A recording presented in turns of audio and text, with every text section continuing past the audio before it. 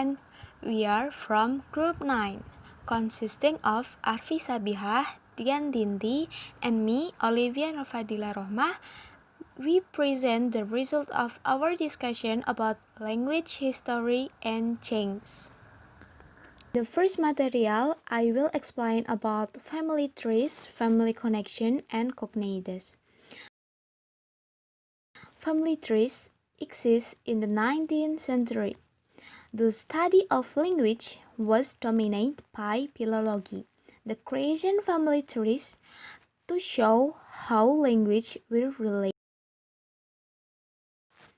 During the 19th century, it incorporated the notion that this was the original form or proto of a language that was the source of modern language in the Indian subcontinent Indo, and in Europe or European, with Proto-Indo-European established as some type of great-great-grandmother.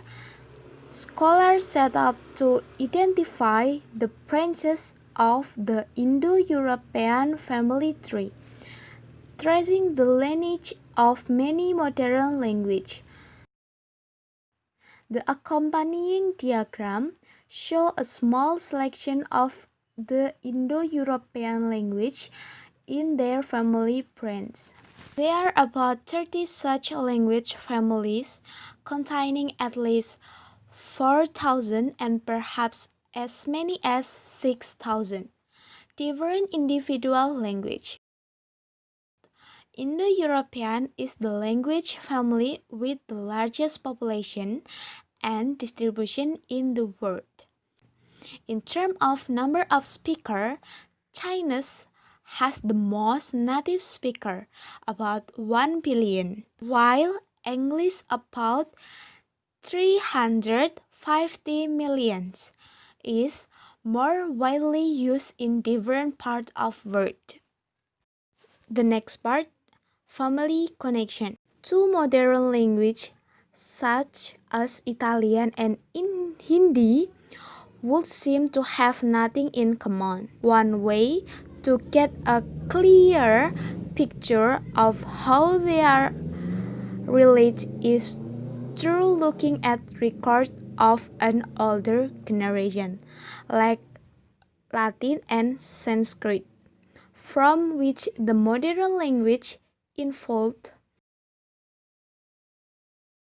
For example, while these forms have rather clear similarities, it is extremely unlikely that exactly the same word will be found throughout the language. However, the fact that close similarities occur, especially in the probably pronunciation of the word. The next part, cognates. Cognates is the process we have just used to establish a possible family connection between different languages. Within group of related language, we can often find close similarities in particular set of words. For example, the English word mother, father, and friend are cognates of the German word mother, father, and friend. Comparative reconstruction. The aim of this procedure is to reconstruct what must have been the original or protoform in the common ancestral language.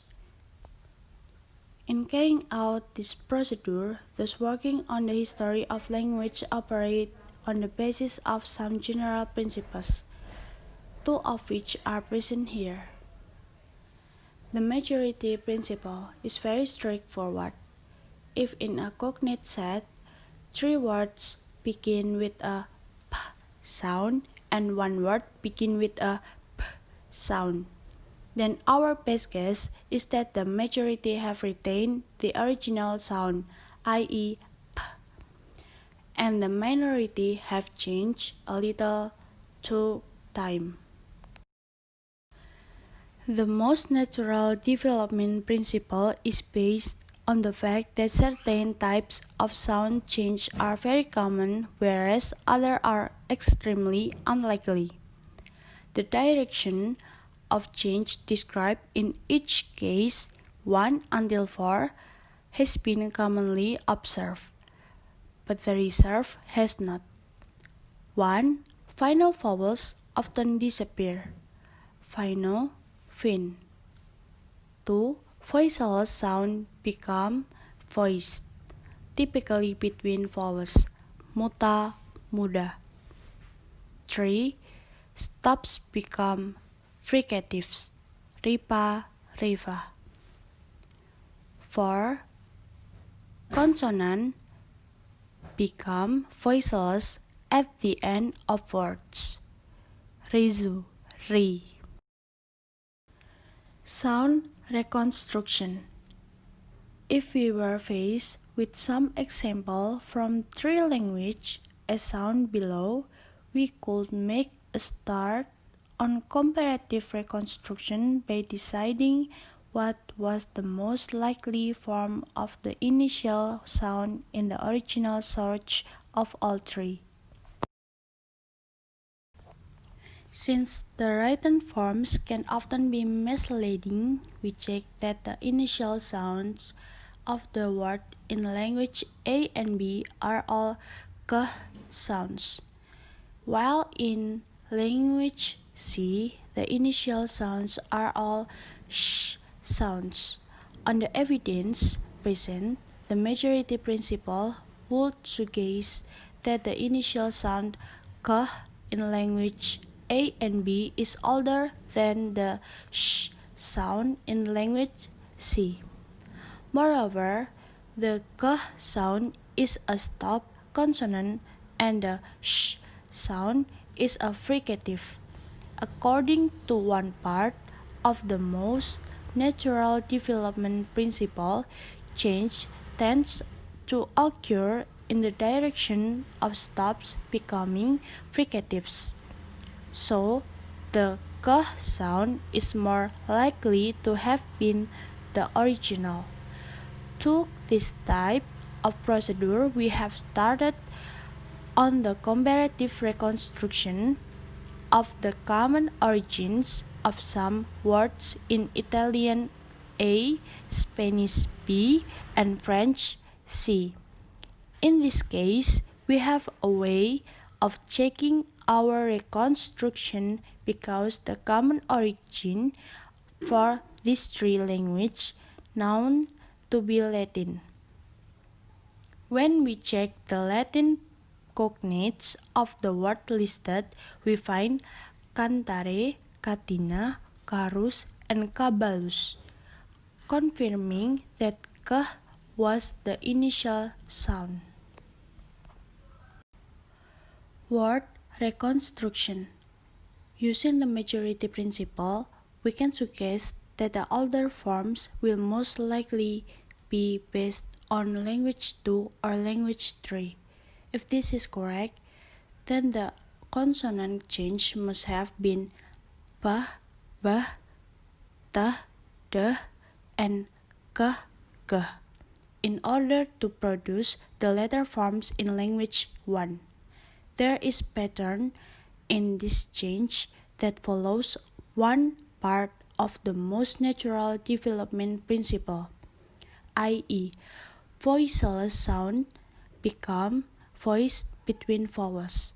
So, the word in language 2 and 3 must be older forms than those in language 1. Remember, one other most natural development type of sound change, i.e., final vowels, often disappear. We can propose that the word in language 3 have consistently lost the final vowels still present in the word of language 2. Our best guess, then, is that the forms listed for language 2 are closest to what must have been original protoforms. The history of English. The Old English. Before the Anglo-Saxon invasion, the language spoken by the native inhabitants of the British Isles belonged to the Celtic family, introduced by a people who had come to the island around the middle of the first of the millennium BC. Many of the settlers were, in turn, eventually subjugated by the Romans, who are lived in 43 BC, but by 410 Roman armies had withdrawn to help defend the empire in Europe. After a millennium of settlement by speaker of Celtic and half a millennium by speaker of Latin. Next is effect of the language spoken by the arriving Anglo-Saxon. First is Celtic borrowings. There is surprisingly very little Celtic influence, or perhaps it is not surprisingly, given the savage way in which the Celtic communities were destroyed or pushed back into the areas we know as Cornwall, Wales, Cumbria, and the Scottish borders. Some cells or Romanous cells doubtless remain in the east and south, perhaps as lower, perhaps intermarrying, but their identity would after a few generations have been lost within Anglo-Saxon society, whatever we may expect such as periods, cultural contact, the Celtic language or Roman Britain influence Old English hardly at all. Next is Latin loans. Latin has been a major influence on English throughout its history, and there is evidence of its role from the earliest of contact. The Roman army and merchants gave new names to many local objects and experiences and introduced several fresh concepts. About half of the new words were to do with plants, animals, food and drink and household items. Old English peace, pay, plant, wine, wine, cheese, kettle, cat, chattel, kettle, dish and dish, candle and candle. Whether the Latin words were already used by the Anglo-Saxon tribes on the continent in Europe or were introduced from within Britain, it's not always clear, but the total number of Latin words present in English at the very beginning of the Anglo-Saxon period is not large, less than 200. Runs. Old English was written in the runic alphabet. This alphabet was used in Northern Europe, in Scandinavia, present-day Germany, and the British Isles, and it has been preserved in about 4,000 inscriptions and a few manuscripts. It dates from around the 3rd century AD. No one knows exactly where the alphabet came from, but it seems to be development one of the alphabet of the Southern Europe, probably Roman, which runs resemble closely.